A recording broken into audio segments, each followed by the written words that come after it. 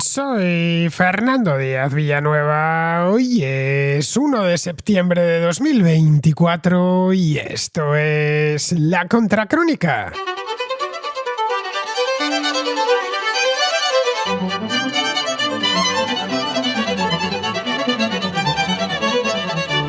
Bienvenidos a la contrarréplica dominical, en la que vamos a hablar, según estoy viendo aquí, de Cuba. Vamos a hablar mucho de Cuba porque tengo un par de notas de los contraescuchas que me van a invitar, todavía no he empezado a hacer el programa, pero me van a invitar a que hable de Cuba y a que me enrolle sobre Cuba, que es un tema que me gusta especialmente. Podría haberlo dedicado porque tenía notas de voz a la inmigración, pero creo que bastante lío ha habido en el canal de YouTube a lo largo de los 2 últimos días. Se ha abierto un debate muy interesante como para continuar con la contrarréplica, así que cambiamos de tercio y nos ponemos con Cuba. Bien, antes de nada, antes de meternos con Cuba, bueno, con Cuba hay alguna cosa más que voy a ver si me salen como mínimo 4 notas de voz. Antes de eso, os doy como siempre el número de WhatsApp del programa. Es el 690-827909, 34 delante, importante, sobre todo si estáis fuera de España. Y respecto a la duración de vuestras preguntas, dudas, reflexiones, etcétera, tratándose de la contrarréplica, pues 1, 2, 3 minutos yo creo que es más que suficiente. Si necesitaseis algo más de tiempo porque queréis desarrollar bien la reflexión, pues no hay ningún problema.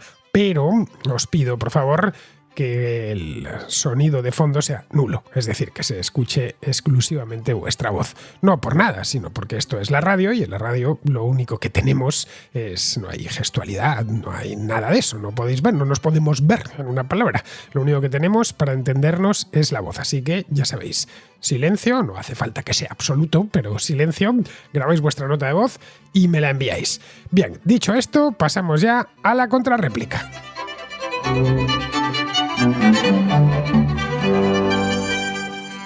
Empezamos la contrarréplica de este domingo con José, un contraescucha que ha estado recientemente en Cuba y que nos habla de la situación del país, que como bien sabéis no es especialmente buena.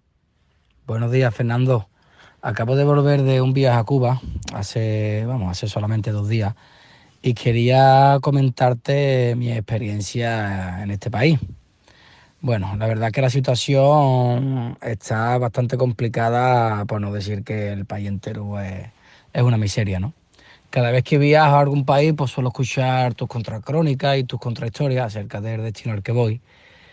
Y también leo pues algún libro, ya alguno que tú hayas recomendado y demás. En este caso leí tu biografía del Che, también leí un libro que recomendaste de Carlos Alberto Montaner y las propias memorias del Che, ¿no? De Guerra de Guerrilla. Y bueno, una vez en el país pues estuve 2 semanas y estuve alojándome en las casas particulares para ver un poquito más pues la realidad de la sociedad. Exactamente estuve en La Habana, en Trinidad, Cienfuegos y Viñales. Y bueno, hice una escapada evidentemente de 2 días a Cayo Largo del Sur, ¿vale? Este cayo que está al lado de la isla de la Juventud. Y bueno, qué decirte de las playas de este país, ¿no? En fin. Lo demás, pues eso, estuve en casas particulares y tuve la oportunidad de que me contaran de primera mano la situación del país y después de lo que yo veía pues en las calles, ¿no? Allí no hay nada, no hay abastecimiento de prácticamente nada, faltaba pues la verdad que mucha comida. Yo y mi mujer pues somos deportistas y con poco de lo que comamos estamos bien, ¿no? Es decir, nuestra dieta pues se basa prácticamente en verduras y huevos. No nos hace falta pues grandes cantidades de carne, marisco, etcétera, ¿no? Y aún así pues faltaba mucho. No había leche, huevos a veces costaba mucho trabajo encontrarlos, en fin, que no había abastecimiento de comida, ¿no? En cuanto a los desplazamientos, nosotros nos movíamos en taxi compartido para visitarla por las diferentes ciudades y el estado de las carreteras eran miserables, ¿no? A veces había recorridos en el camino que teníamos que ir por el arcén, porque la carretera en sí era intransitable. Después yo me fijaba en las gasolineras, no había apenas gasolina, ¿vale? Una cola interminable de coches que me contaban que bueno, pues que la gente hacía cola de 2 o 3 días quedándose a dormir en los coches para echarle gasolina. Después el tema de la inflación allí está por las nubes, ¿no? Digamos que el litro de gasolina está a unos 300 pesos, el cambio sería pues a 1 euro y poco, ¿no? Digamos que el cambio en la calle está a 270 pesos el euro, ¿no? Más o menos. Y bueno, allí el sueldo aproximado de un médico, ¿no? Por lo que a mí me contaron, yo siempre hablo de mi experiencia, ¿no? Evidentemente, pues supongo que habrá otras personas que digan otras cifras, ¿no? Ronda los 40-50 euros al mes. Así que ya tú me contarás qué es lo que puede hacer una persona allí con la inflación que había. Comer en un restaurante aproximadamente te podría costar por persona unos 5 o 10 euros, ¿vale? Así que imagínate la vida que puede hacer una persona allí, ¿no? Y bueno, estuvimos alojados en casas particulares, también tuvimos la oportunidad de estar 3 días en la Escuela Nacional de Circo de Cuba y en una escuela pues privada, ¿no? En La Habana Vieja, que se llamaba Ciravana Circo, que la verdad que fue una de las mejores experiencias que yo he tenido en mi vida. Pudimos estar 3 días enseñándole acrobacias a los chicos de allí, que eran niños entre 5 y 10 años. Nos lo agradecieron de corazón, pero las condiciones de ese sitio eran lamentables, era un zulo prácticamente, no había infraestructura ninguna, ¿no? De hecho, perdona por el audio que sea bastante largo, pero bueno, la situación la verdad que merece la pena contarla, ¿no? En este caso, en este lugar que te digo, no había prácticamente nada y así en todo el país, ¿no? En fin, ¿qué me contaba la gente? También tuve la oportunidad de pasar fin de año en Cienfuegos, alojar en una casa particular que nos invitaron allí y la verdad que yo de este país me llevo a la gente, ¿no? A la gente. También estuvimos comentando la situación del bloqueo de Estados Unidos, ¿vale? La verdad que yo vi tus conferencias acerca de Cuba, hay una en la que haces debate con una persona que está a favor del régimen del Estado en sí de Cuba, no del país, sino del Estado, ¿no? Que prácticamente mi audio es por esto, ¿no? De que no entiendo cómo hay gente todavía que defiende la política del país, ¿no? En fin, me estuvieron comentando por ejemplo, el mayor exportador de pollo del país es Estados Unidos. Así que el bloqueo en sí realmente o no hay bloqueo o es un bloqueo a medias, ¿no? La diferencia es que a Estados Unidos el abastecimiento que te da o las exportaciones que da el país tienes que pagarlo al contado, no te dejas hacerlo a crédito. Entonces, eso sería prácticamente el bloqueo, ¿no? Que digamos que es una propaganda del régimen para excusarse los problemas que tiene el país, ¿no? Todo la materia es de exportación, ¿sabes? No hay ninguna materia prima que se use en el país. Es lamentable, la verdad que tú paseas por La Habana Vieja y parece que eso es la guerra de Gaza, ¿no? Que ha caído una bomba y sinceramente es lamentable la situación que hay allí. Todas las personas están deseando irse del país, al menos todos los que yo he conocido. Sus bisabuelos eran de alguna parte de España y están esperando por la ley de memoria, no sé si se llama memoria histórica o memoria democrática, no recuerdo muy bien, ¿no? Pues están esperando su tramitación para tener el pasaporte español para irse, ¿no? Yo no he conocido a ninguna persona en estas 2 semanas en Cuba que me haya defendido el régimen. Todos lo critican y quieren irse del país. Así que bueno, esta era más o menos mi experiencia y quería comunicarla contigo. En fin, un abrazo. Pues mira, José, así de primeras, todo lo que puedo decirte es que eres un tipo realmente afortunado por haber estado en Cuba, por haber tenido esa suerte. Yo nunca he estado en Cuba y ya ves tú, me he pasado media vida escribiendo y hablando sobre Cuba. Si hay algún lugar en el mundo que he soñado una y otra vez, que he soñado sin parar, ese lugar es Cuba. Conozco bien su geografía, conozco bien su historia, conozco su cultura, naturalmente. He tratado a decenas, por no decir centenares de cubanos, pero nunca he podido ir, nunca he podido pisar la isla. Hace unos años, claro, de esto hace 20 años ya, a raíz de la biografía que escribí del Che Guevara, decidí que había llegado el momento de conocer la isla, vamos, de conocerla a fondo. Así que planifiqué para aquel verano, esto fue el verano del año 2004, planifiqué un viaje. Desde Madrid es fácil viajar a Cuba y no es caro. Vuela a Iberia, vuela a Air Europa, vuela a Cubana también. Cubana vuela a Santiago de Cuba.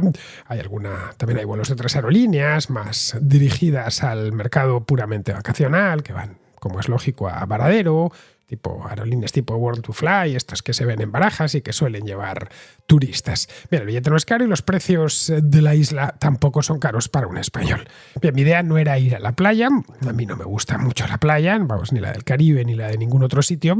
Mi idea era recorrer el país de punta a punta, conocer a fondo aquel país, ir a La Habana y verlo con mis propios ojos. Ir a La Habana, por supuesto, ir a Santiago, poder hablar con cubanos, ir a Camagüey, ir a Santa Clara, naturalmente, que es una ciudad muy significativa en la vida del Che Guevara.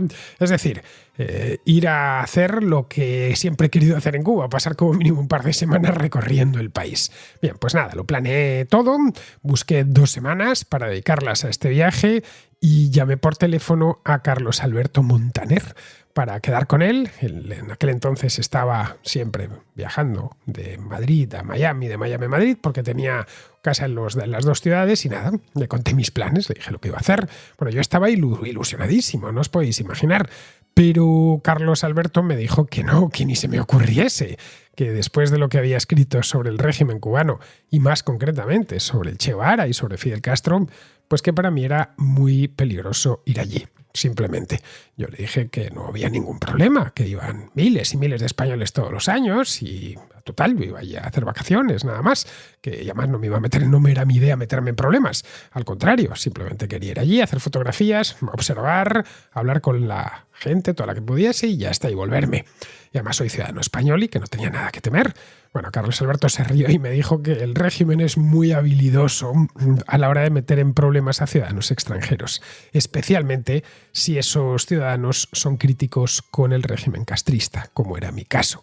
Le dije que, bueno, que no era para tanto, que mis artículos y mis libros tenían una difusión muy limitada y que era poco probable que estuviesen las autoridades cubanas, que estuviesen al tanto de lo que yo había escrito sobre Cuba y sobre el Che y sobre Fidel Castro. Bueno, Carlos Alberto volvió a reírse y me dijo que no, que en absoluto, que aquello era una dictadura tenebrosa y que estaban perfectamente al tanto de todo lo que se dice sobre Cuba, especialmente en España, donde lo decimos en el mismo idioma. Así que, para terminar de convencerme, me dio algunos casos, con nombre y apellidos, de europeos que habían tenido problemas serios, que habían llegado incluso a dar con sus huesos en la cárcel, ya os podéis imaginar lo que es una cárcel cubana, acusados, por ejemplo, de traficar con droga. Así que, nada, el resultado final fue con gran amargura, deshice mis planes y así hasta el momento presente, y han pasado 20 años de aquella conversación. En aquel momento, estamos hablando de 2004, bueno, había pasado la primavera de 2003, que fue especialmente dura, pero estaba Fidel Castro vivo, ya muy mayor, pero estaba vivo y estaba al mando. Mi esperanza era que se muriese pronto. De hecho, 2 años más tarde, en 2006, tuvo una recaída de su enfermedad, incluso se llegó a hablar de que había muerto, y se produjese a partir de ahí una transición total, que yo decía, soy mucho más joven que Fidel Castro, tendré oportunidad de ver Cuba sin Castro y sin el castrismo. Bueno, Fidel tardó 10 años más en morir, pues murió en 2016, 10 años más, no, 12 desde esa conversación, y no se ha producido transición alguna. Total, que conozco Cuba, pero a la vez no conozco Cuba, y eso sinceramente me entristece mucho. Bien, esto que nos cuentas, José, es muy parecido a lo que cuentan todos los españoles que llegan a Cuba y que deciden ir algo más allá de las playas de Varadero, que en cuanto se encuentran con la Cuba real, esto les genera, como es natural, un impacto muy fuerte, porque Cuba en muchos aspectos, Cuba por dentro es el país del absurdo. Los que van a hacer turismo revolucionario, que de esos sigue habiendo muchos, llegan ya con el catecismo castrista bien aprendido. Se lo saben de memoria, de hecho, y con todas las coartadas preparadas. Los que llegan con la mente abierta y con interés de absorber lo que están viendo, observar de manera desapasionada y entender lo que pasa allí, pues esos no, esos se encuentran con un país en la miseria más absoluta y con lo que podríamos denominar pues no lo sé, la tiranía más perfecta, desde luego la más duradera que tenemos, exceptuando a la en el mundo, exceptuando a la de Corea del Norte. Luego los hay que, por supuesto, llegan a Cuba y no les importa mucho cómo estén los cubanos, llegan a Varadero, se pasan una semana tomándose Cuba Libres, que la bebida, ya sabéis, el ron con Coca-Cola y tomando el sol en la playa, que aquello es paradisíaco. A los 7 días se van al aeropuerto, toman el avión de vuelta a Madrid o a donde sea y ya está. Y vuelven diciendo que Cuba es una maravilla, pues porque es una maravilla, pero realmente no han salido de su hotel en Varadero en esos 7 días. Ojo, es una alternativa perfecta.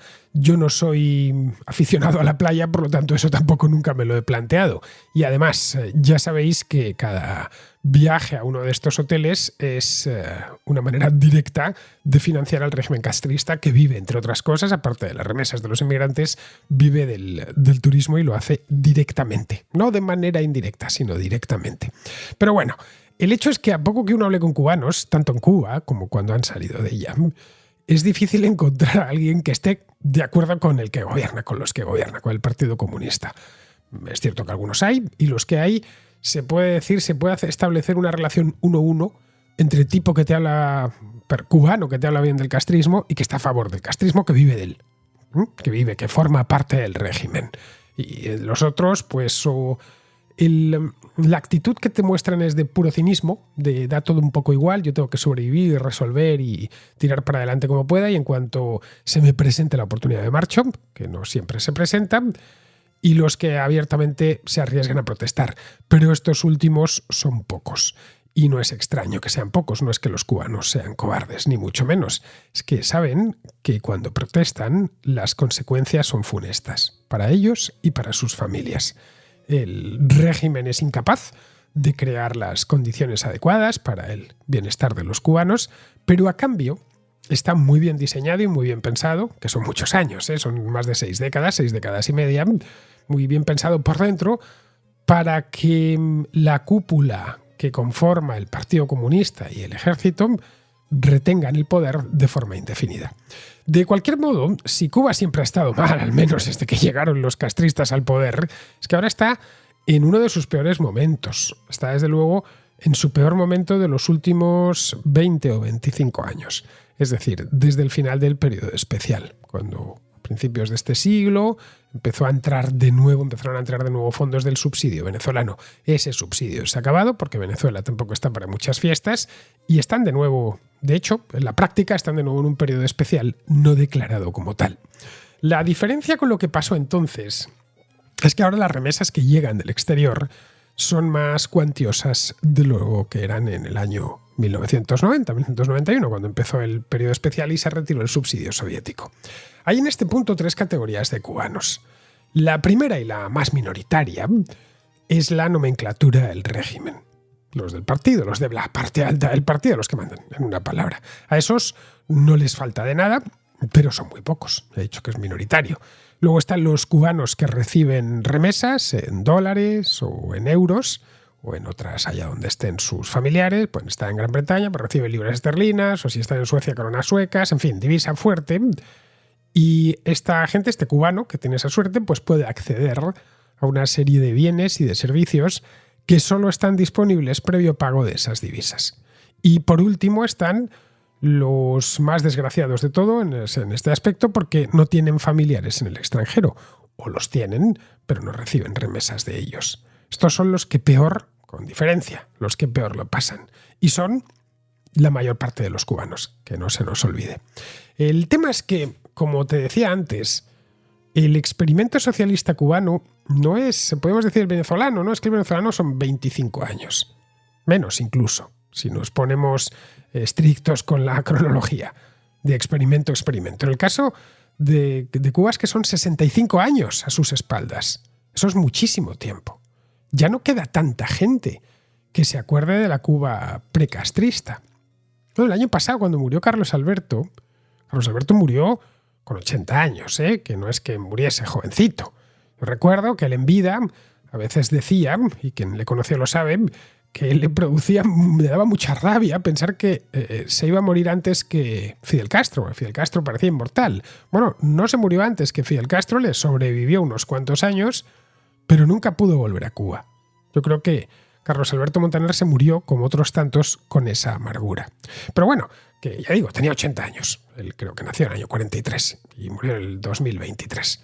Alguien que tuviese 20 años, en el 59, es decir, que hubiera nacido en el año 1939, cuando Fidel se hizo con el poder, vamos, si sigue vivo, que no son tantos los que siguen vivos en Cuba con esa edad, pues tiene hoy 85 años. Y ojo, de la manera en la que una persona de 85 años recuerda sus 17 o sus 16, que son recuerdos pues evidentemente muy lejanos. Yo, que no tengo 85 años, pienso en mis 16 o 17 años y me parecen realmente lejanos, no quiero ni pensar cuando tenga 85. Todos los que estén por debajo de los 65 años, todos los cubanos, que a ver, es la inmensa mayoría de los cubanos, no han conocido otra cosa. Pero es que los que tengan 75, cuando Castro llegó al poder eran niños de 10 años. Vamos, que están habituados a eso, están habituados a las privaciones, a la dictadura, a que les vigilen, a que no se pueda opinar, a que todo esté censurado, a que la propaganda sea continua e inclemente. Es que no han tenido otra cosa en la vida. Hay 2 millones de cubanos fuera, la mayor parte en Estados Unidos, sobre todo en Florida, y pues casi 1,5 millones, creo que es, seguido de España, donde hay casi 200.000 cubanos, y luego encontramos cubanos en todas partes. De esa diáspora, los recién llegados mantienen el recuerdo de lo que sucede en la isla. El emigrado cubano que salió hace 4, 5, 10 años, bueno, una buena parte de su vida la hizo en Cuba y evidentemente eso le tira mucho. Pero claro, a fin de cuentas tienen que rehacer su vida en otro lado. Cuanto antes, además. Por fin han conseguido salir. Y el que llega a España o llega a Estados Unidos o a donde sea, en fin, Pedro Luis, le teníamos esta misma semana en la contracrónica hablando de Ucrania. Pedro Luis es cubano, salió hace unos años. Pues que llegó a Bélgica y se tuvo que aprovechar que ya por fin estaba en un país libre y rehacer su vida allí, cosa que ha conseguido con bastante éxito. Evidentemente siempre tiene Cuba presente, porque buena parte de su vida la hizo allí. Además, estos cubanos terminan nacionalizándose. A la vuelta de, 10 años, incluso menos, en el caso de que lleguen a España menos, pues ya, y no solo nacionalizándose, sino que empiezan a mirar Cuba cada vez con más lejanía. Eso es lo que pasa con los que se fueron hace décadas. El cubano que consiguió salir en los 80 o en los 90, bueno, tiene a Cuba presente, obviamente, pero claro, es que han pasado 30 años. Está en otro país, tiene ya otra nacionalidad. Sigue mirando a Cuba con cariño y desde la lejanía, pero ya no con la misma pasión. Esto se ve muy bien en Miami, donde los hijos o los nietos de exiliados saben cuál es su origen, pero se consideran ya estadounidenses porque ya son estadounidenses. El papel de la diáspora es importante porque no solo envían dinero constantemente, algo fundamental para el régimen, pero también fundamental para esas familias, sino porque esto de tener a una parte considerable de la población fuera y mantenerse en contacto con ella, muestra a los que están dentro de la isla que el régimen castrista es una aberración despótica. Pero lo peor, lo más sangrante de todo esto, es la cantidad de aliados que el régimen castrista sigue teniendo en el extranjero. Se trata, ya bien lo sabéis, comunistas, por lo general, europeos y americanos, que ven en la revolución, a pesar de todos sus desmanes, ven un referente sentimental. Esos, por supuesto, ya que has hablado del bloqueo, José, estos suscriben al 100% el relato castrista, de que todo es culpa de un bloqueo que naturalmente no existe. Seguimos con Azael. Azael es un cubano que vive en Venezuela y que nos habla de Cuba, de su historia y del modo en el que cuentan la historia de Cuba dentro de la isla. Que descubrí tu canal por unas conferencias que diste en América Latina hace unos años, creo que en Ecuador o Costa Rica, no recuerdo, hablando sobre temas como el comunismo, la revolución cubana, el Che Guevara, etc. La verdad que me gustaron mucho, las disfruté. Tengo que decirte que me gusta mucho la historia, pero sobre todo la contrahistoria, la que no se cuenta, los detalles que se ocultan, etc. Y no la que cuentan ni la que me contaron en los libros de texto y las escuelas, especialmente la historia manipulada de las escuelas de regímenes comunistas. Por eso cuando salí de Cuba, básicamente me di cuenta que no sabía nada y he tenido que volver a aprender todo autodidácticamente, porque comprendí que todo lo que sabía estaba bajo la manipulación y el adoctrinamiento de un régimen que usa la educación para construir, y abro comillas, el hombre nuevo, cierro comillas, que no es más que un autómata, un robot sumiso que no cuestiona el poder, sin principios, ni valores, ni sueños, ni aspiraciones, ni ambiciones. Vamos, básicamente sin cerebro. Básicamente un soldado que responda a órdenes sin cuestionarlas. Y bueno, ejemplo de estos miles. Me viene a la mente algo que vi hace poco, como la serie que vi, muy bien producida y dirigida, por cierto, de Chernobyl, que en Cuba nos decían en la universidad, en conferencias, cómo había sido un error de los operadores de la planta, incluso con demostraciones y demás. Y me lo tomé muy a pecho porque soy oriundo de una provincia en Cuba que se llama Cienfuegos, donde construyeron un reactor nuclear cuando la época de los rusos, que tuvieron mucha influencia en Cuba, muy similar y atrasado incluso para su época en tecnología, básicamente muy parecido a los de la serie, y que quedó al 98% de terminado. Nunca le llegaron a terminar, y me alegro mucho que fuera así, porque con la historia de los regímenes comunistas y el tema nuclear, quién sabe lo que pudiera haber pasado. Muy probablemente un Chernobyl similar o peor. También en Cuba nunca se habló, lo que te decía, nunca se habló de que los reactores rusos tenían un error fatal de diseño, que finalmente fueron los que causaron la desgracia.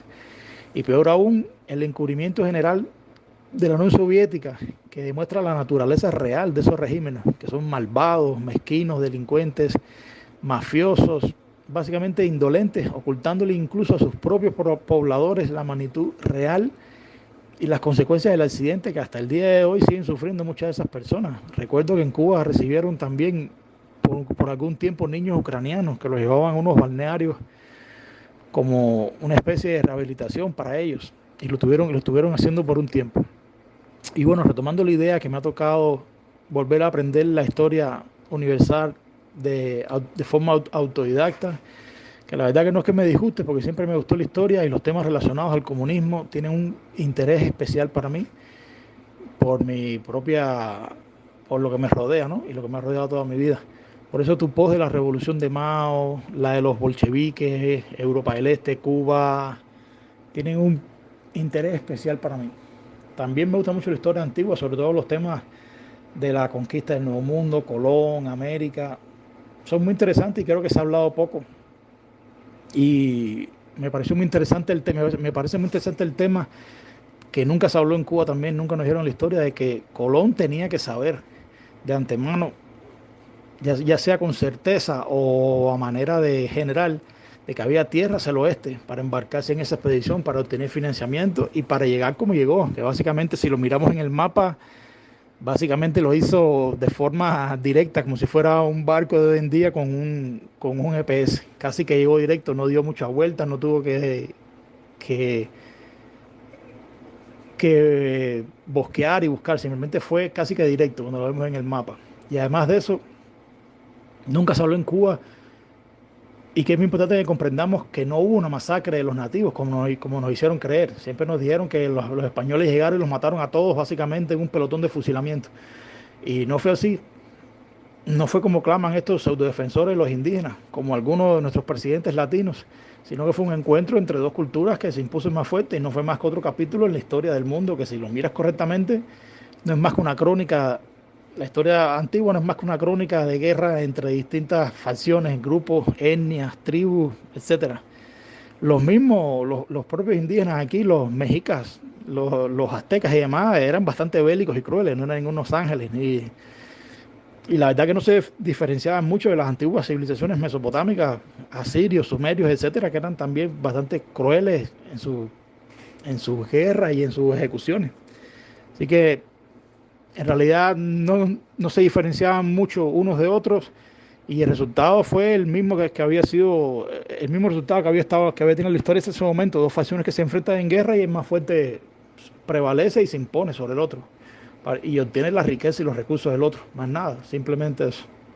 Son un par de temas los que nos traes, Azael, los dos muy interesantes. El primero sobre Cuba y cómo el régimen de castrista, desde sus inicios, aísla a los cubanos de su propia historia y del resto del mundo. Y el segundo es más propiamente histórico y tiene que ver con la conquista y la colonización española del Nuevo Mundo.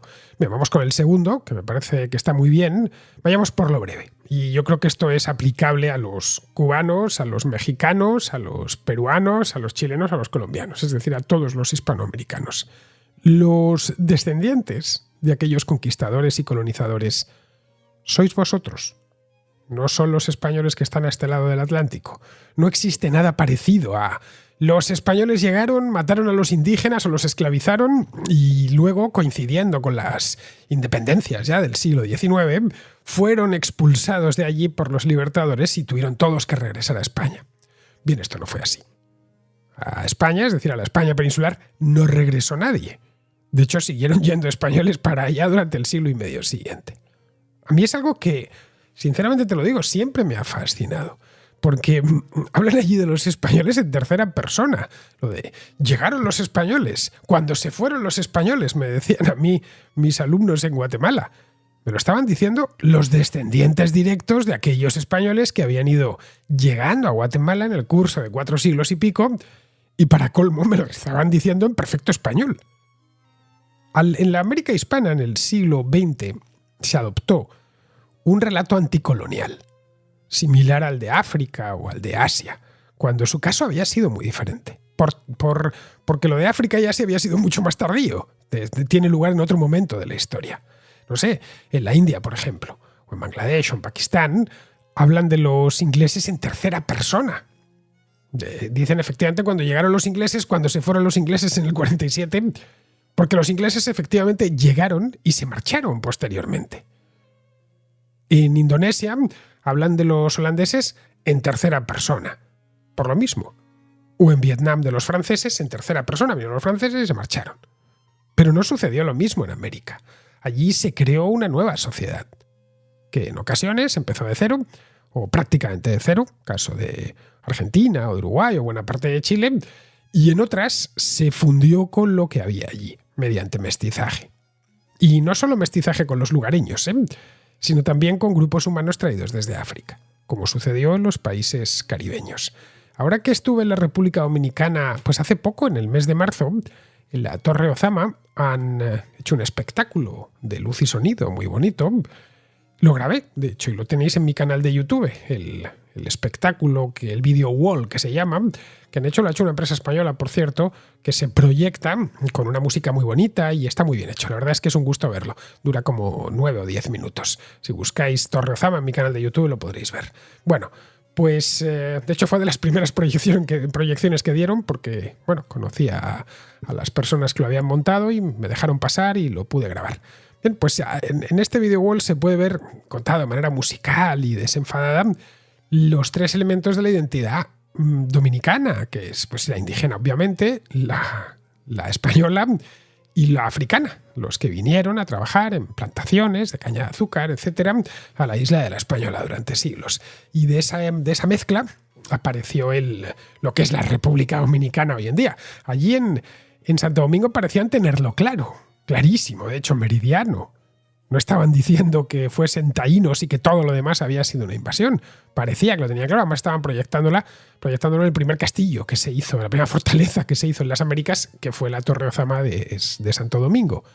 Pero vamos, en otros lugares no lo tienen tan claro. Y tratan de aislar esa parte, como si esa parte o no hubiese existido o existió, pero fue un periodo que pasó y apenas dejó huella. A pesar de que, ya digo, te lo están diciendo en lengua castellana, ¿no? Así que esto es algo, si te fijas, históricamente similar a lo que hicieron los antiguos romanos en Hispania, hace 2000 años. Yo puedo decir que los romanos vinieron y se fueron, pero es que no fue así.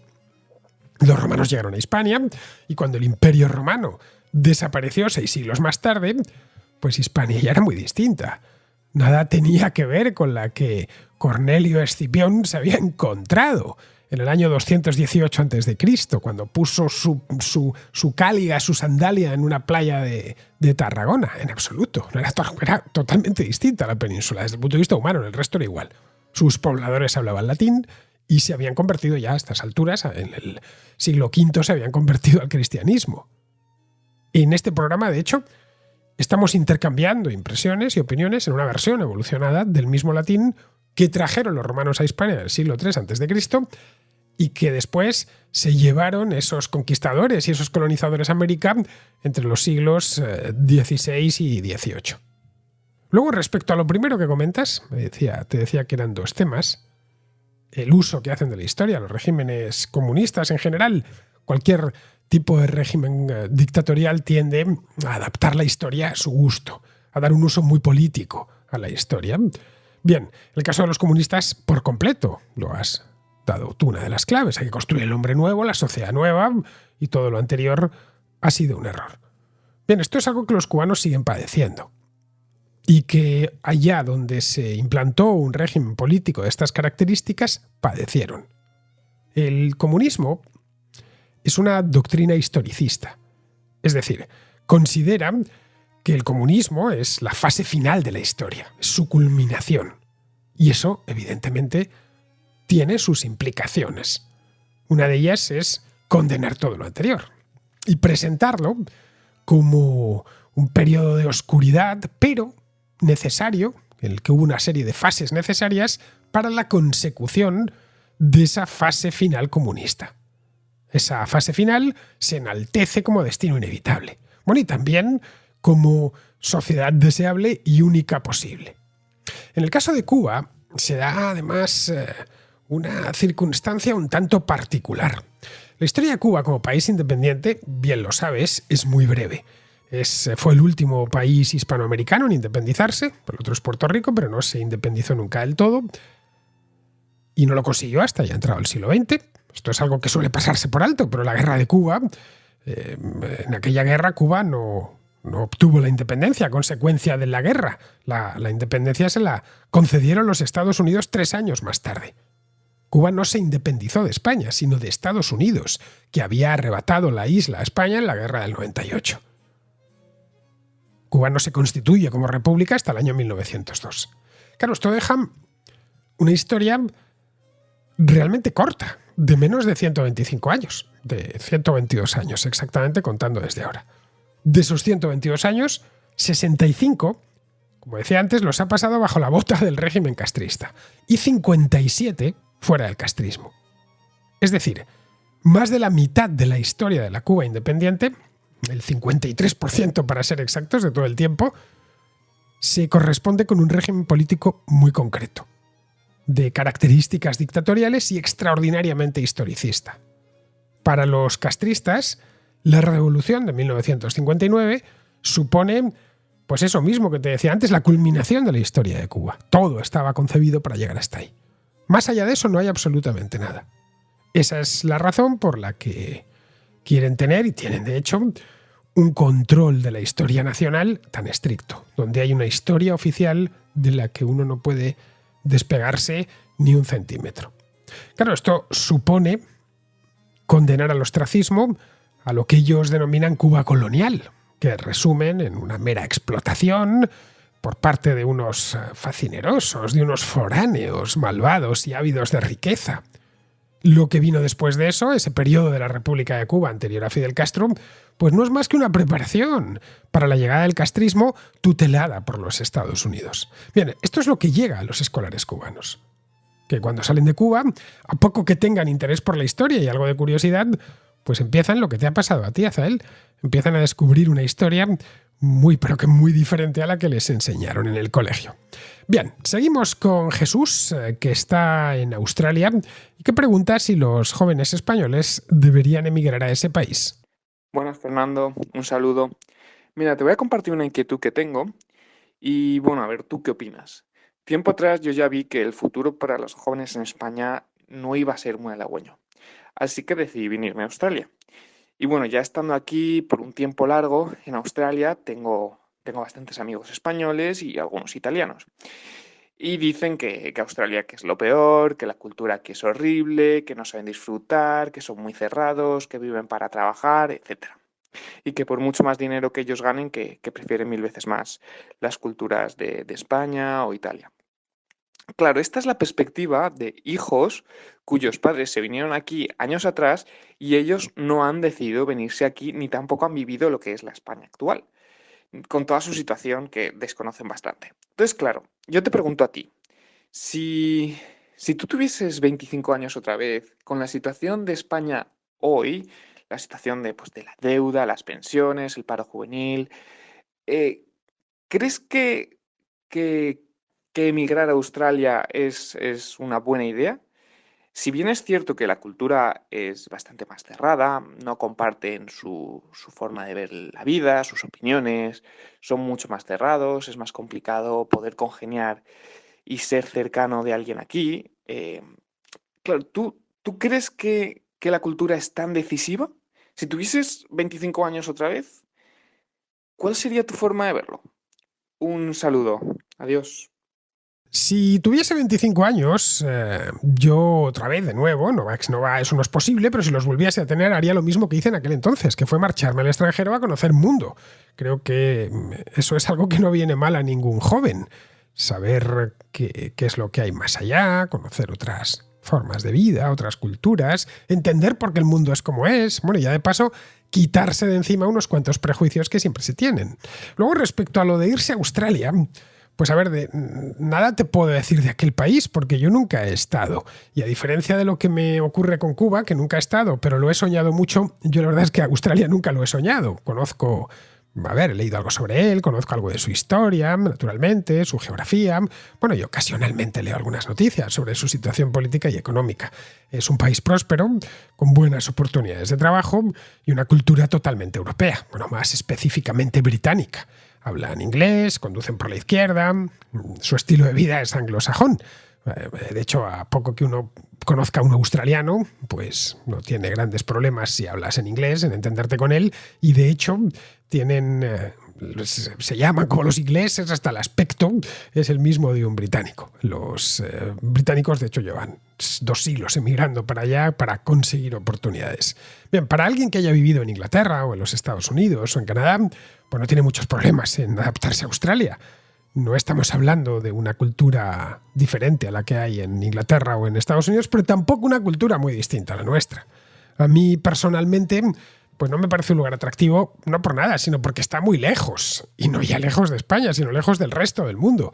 Eso es algo que hasta que no hablas con un australiano no entiendes del todo. Cuán lejos, cuán aislado está el continente australiano. Está tan lejos de Europa que no hay vuelos directos.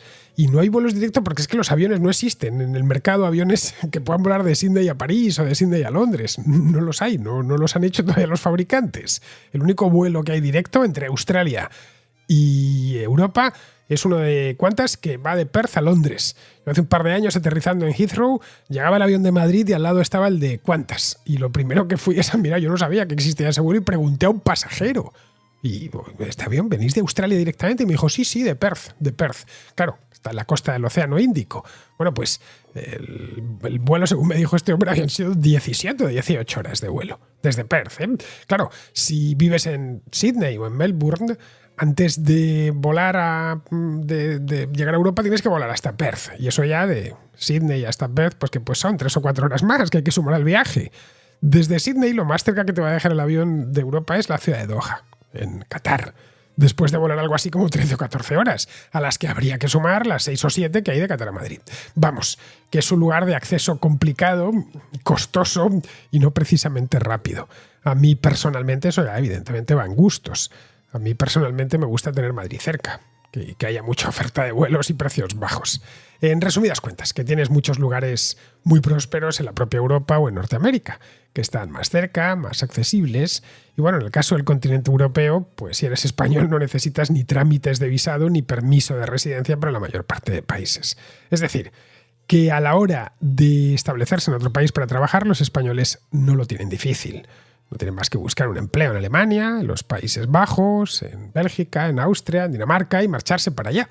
Nadie les puede impedir ni vivir, ni trabajar en aquellos países, que por lo demás tienen escasez de mano de obra, especialmente de mano de obra cualificada, que es lo que ofrece España, ya que su juventud suele estar titulada. Lo único que tienen que aprender, eso sí, es el idioma. Pero claro, si quieres vivir en Australia, también tienes que aprender bien el inglés. Pero vamos, que siempre me parece muy buena idea salir al extranjero a conocer el mundo cuando se es joven.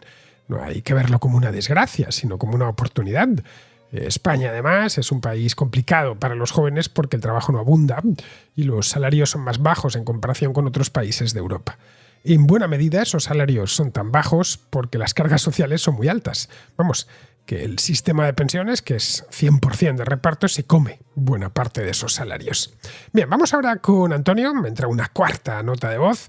Antonio es de Ciudad Real y nos habla de la Agenda Verde de la Unión Europea. Me gustaría decir que en la Unión Europea, España, Holanda, etcétera, la introducción de medidas ecologistas en la agricultura no está en la mayor parte de las veces no está sustentada en criterios científicos o así, sino más bien se sostiene en criterios ideológicos. Es cierto que la Unión Europea en todo su conjunto está haciendo grandes progresos para obtener mejoras de los cultivos, de los rendimientos, etc. Pero una cosa es esa y otra cosa es llegar a esos extremos de querer prohibir todo. Porque si produjéramos alimentos igual que proponen los ecologistas radicales, probablemente nos pasaría lo que pasó en Ceilán. Tendríamos una escasez de alimentos que nos pondría la comida a unos precios que la mayoría no podríamos pagar. Porque claro, básicamente te proponen producir como en la época preindustrial, con bastantes miles de millones de habitantes menos que ahora. Evidentemente hay que apostar por la ciencia, la mejora de los cultivos y el cuidado y mantenimiento del suelo. Pero hay que hacerlo en base a criterios científicos y no a criterios radicales ecológicos. Por otro lado, se produciría se está produciendo una especie de contradicción y doble moral. Por un lado, queremos tener estas medidas de producción ecológicas, pero para evitar que suba el precio, se importa alimentos de terceros países que contaminan y no tienen en cuenta estos criterios ecológicos. Pues me gustaría que se arrojase un poco de luz y se aclarasen las ideas en torno a esto. Pues nada más. Muchas gracias y enhorabuena por tu programa. Un saludo. Pues sí, Antonio, la Agenda Verde Europea parte de criterios eminentemente ideológicos, más que técnicos. Para los que no la conozcan, la Agenda Verde de la Unión Europea formalmente se conoce como Pacto Verde Europeo. Es un plan de acción ambiciosísimo para transformar la economía de la Unión Europea sobre un modelo sostenible y climáticamente neutro. Su objetivo principal, confesado, es alcanzar la neutralidad para el año 2050, el net zero que llaman. Es decir, que no se emita carbono, es decir, esto significa que la Unión Europea no puede emitir más gases de efecto invernadero de los que puede absorber de forma natural. Como paso intermedio, prevé que se reduzcan las emisiones de este tipo de gases, de carbono, al menos creo que es un 50 o un 55% para el año 2030, en comparación con los niveles que se emitían en el año 1990. Tiene también hay algunos puntos que afectan muy directamente a la agricultura, como limitar el uso de pesticidas, aumentar la superficie de las áreas protegidas, y luego pues ya en el pacto han metido un poco de todo. Que si lo de la economía circular, que si la energía renovable, que si la movilidad sostenible, vamos, que lo han metido todo en el mismo saco para que resulte la cosa más efectista. Así sobre el papel parece como muy bonito, pero a poco que lo examines con detalles, la agenda parece salida del programa de una asociación de ecologistas radicales. Es que viene directamente es puro ecologismo radical. El problema es que el papel lo aguanta todo, especialmente si tu contacto con el campo es nulo, como sucede o como nos sucede a la mayor parte de los urbanitas. El ecologismo radical es algo típicamente de ciudad. No encontraréis a muchos ecologistas radicales trabajando la tierra.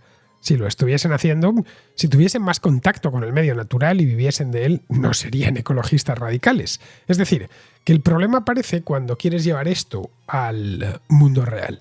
Algunos sectores, como la agricultura, tienen que asumir, pero no solo la agricultura, también la industria, también el transporte, tienen que asumir costes elevadísimos para adaptarse a estas nuevas regulaciones. Y esto va a afectar directamente a su competitividad y en ocasiones a su mera existencia. Estos costes, además, se trasladan automáticamente a los consumidores a través de precios más altos de la energía y de los productos agropecuarios. Y esto afecta directamente pues, a todos los hogares, pero especialmente a los hogares con ingresos más bajos, porque al que tiene mucho no le importa demasiado que la comida suba algo de precio, ya que el porcentaje de su renta que destina a alimentación es bajo. Pero no sucede lo mismo con la gente de bajos ingresos, que dedican buena parte de lo que ganan a alimentarse. Luego está el tema de la viabilidad y el realismo de los objetivos, que en muchos puntos parece una carta a los Reyes Magos. Yo personalmente, y por la información de la que dispongo, dudo que sea factible alcanzar la neutralidad para el net zero para 2050, especialmente si consideramos la dependencia actual que tiene la Unión Europea de los combustibles fósiles, del gas natural, de la gasolina. Estamos hablando de muy poco tiempo, de solo 25 años. Respecto al objetivo más cercano, el de reducir las emisiones un 50% para 2030, bueno, es todavía más loco, porque 2030 está a apenas 5 años vista. Y esto requeriría cambios drásticos en la economía y el estilo de vida de los europeos. Todo además depende, o lo hacen colgar, de algunas tecnologías que no están aún maduras, como la del almacenamiento de electricidad en grandes baterías, o la automoción eléctrica, o el hidrógeno verde. Son tecnologías que ya existen y en las que pues, se está avanzando a paso firme, pero que aún no están completamente maduras. Y que, por supuesto, en muchos casos todavía no son viables económicamente, se están desarrollando. Pero, en fin, ya sabes, Antonio, la ideología es una máquina muy poderosa y empieza siempre ignorando la realidad. Bien, queridos, pues con esto terminamos ya la contrarréplica de esta semana. Espero que os haya gustado. Yo, entre tanto, me despido de vosotros. Hasta mañana.